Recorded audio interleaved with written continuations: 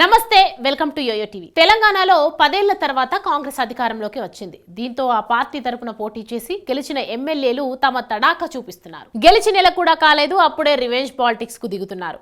అచ్చంపేటలో అయితే ఇది తారాస్థాయికి చేరుకుంది. తగ్గేదేలే అన్నట్లుగా రివెంజ్ పాలిటిక్స్ నడిపిస్తున్నారు. ముఖ్యమంత్రి రేవంత్ రెడ్డి సొంత ఊరున్న సెగ్మెంట్ కావడంతో గతాన్ని నెమరేసుకుంటూ యాక్షన్ ప్రోగ్రామ్స్ అమలు చేస్తున్నారట స్థానిక అధికార పార్టీ నేతలు. తగ్గేదేలే అన్నట్లుగా రివెంజ్ పాలిటిక్స్ నడిపిస్తున్నారు. ముఖ్యమంత్రి రేవంత్ రెడ్డి సొంత ఊరున్న సెగ్మెంట్ కావడంతో గతాన్ని నెమరేసుకుంటూ యాక్షన్ ప్రోగ్రాం అమలు చేస్తున్నారట స్థానిక అధికార పార్టీ నేతలు. తాజాగా మాజీ ఎమ్మెల్యే బీఆర్ఎస్ జిల్లా అధ్యక్షుడు గువ్వల బాలరాజును జిల్లాలోకి అడుగు పెట్టకుండా సరిహద్దులోనే పోలీసులు అరెస్ట్ చేయడం లోకల్ గా హాట్ టాపిక్ గా మారింది.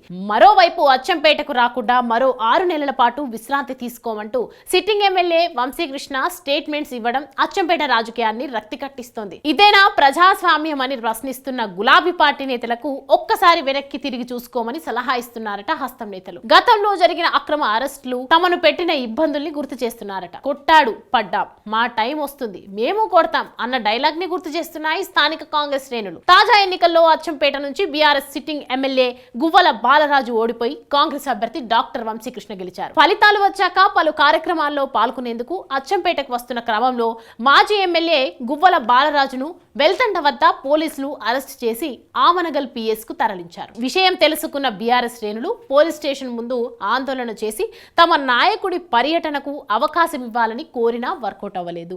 మాజీ ఎమ్మెల్యే పర్యటనను అడ్డుకొని దాడులు చేసే అవకాశం ఉందనే సమాచారంతోనే ముందు జాగ్రత్తగా అరెస్టు చేశామని పోలీసులు చెప్పినట్టు సమాచారం. ఆ తర్వాత లోకల్ రాజకీయం ఒక్కసారిగా వేడెక్కింది. 2 సార్లు ఎమ్మెల్యే అయిన గువ్వల బాలరాజు దూకుడుగా వ్యవహరించి కాంగ్రెస్ పార్టీ శ్రేణులను ముప్పు తిప్పలు పెట్టారన్నది అభియోగం. అక్రమ కేసులు పెట్టించి కేడర్ కు లాఠీ దెబ్బలు రుచి చూపించారన్న ఆరోపణలున్నాయి. సోషల్ మీడియాలో కామెంట్ చేసిన ఇతర నియోజకవర్గం వ్యక్తులను కూడా వదలలేదట గువ్వల. ఆ క్రమంలో సొంత పార్టీ క్యాడర్ కూడా స్వేచ్ఛగా తమ అభిప్రాయాలను చెప్పే పరిస్థితి లేకుండా నియంత్రించారట. అధికార అర్ధబలంతో ఆడింది ఆట, పాడిందే పాటగా గువ్వల వ్యవహరించారనేది లోకల్ టాక్. అందుకే ఈ ఎన్నికల్లో ఘోర పరాభవాన్ని చవి చూసినట్లు చెప్తున్నారు. ఇదే సమయంలో బీఆర్ఎస్ అధికారంలో ఉన్నప్పుడు నల్లమల అటవీ ప్రాంతంలో యురేనియం తవ్వకాల అంశం, కొల్లాపూర్ దగ్గర పాలమూరు ప్రాజెక్టు పరిశీలన సందర్భం, శ్రీశైలం పవర్ హౌస్ లో అగ్ని ప్రమాదం జరిగిన సందర్భాల్లో రేవంత్ రెడ్డి ఇతర కాంగ్రెస్ నేతల అరెస్ట్ వ్యవహారాన్ని ప్రస్తావిస్తున్నారు ప్రస్తుత ఎమ్మెల్యే వంశీకృష్ణ. న్యాయం అన్నది అందరికీ ఒకటే ఉంటుంది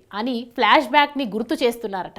బాలరాజు అవినీతి అక్రమాలను బయటకు తీస్తామని హెచ్చరిస్తుండడం చూస్తుంటే ముందు ముందు ఈ రివెంజ్ పాలిటిక్స్ పీక్స్ లోకి వెళ్లే అవకాశం ఉందంటున్నారు. మొత్తం మీద బండ్లు ఓడలవుతాయి, ఓడలు బండ్లవుతాయి. నీ టైం నడుస్తుంది కదా అని విర్రవీగకు. టైం బ్యాడ్ అయిందో సీన్ సితార్ అవుతుందన్నట్టుగా ఉందట అచ్చంపేట రాజకీయం.